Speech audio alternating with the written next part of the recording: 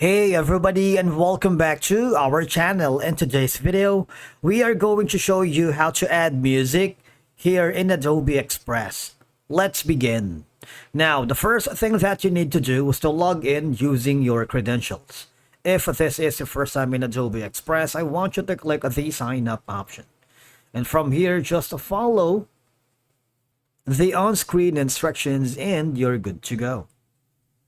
Adding music to your projects here in Adobe Express is a simple process that can significantly enhance the impact and appeal of your content.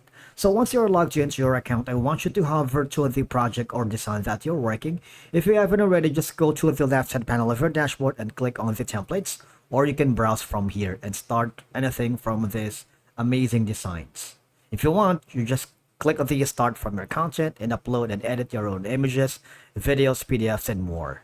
Now, basically, for you to be able to add music in Adobe Express, all you're going to do is go to the left side panel of your dashboard and click the media, right?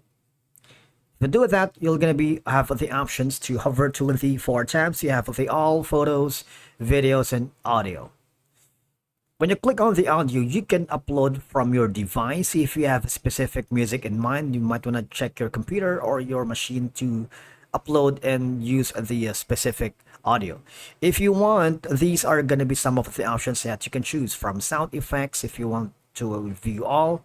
There's the acoustics, background music, blues. So there's a lot from country, dance, electronic, film, hip-hop, and a lot more. If you hover down below. It's powered by Adobe Stock.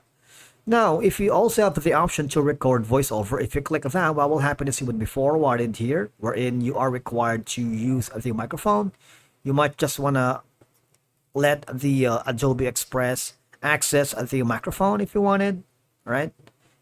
To record a voiceover, and of course, go to the browser settings to grant microphone permission.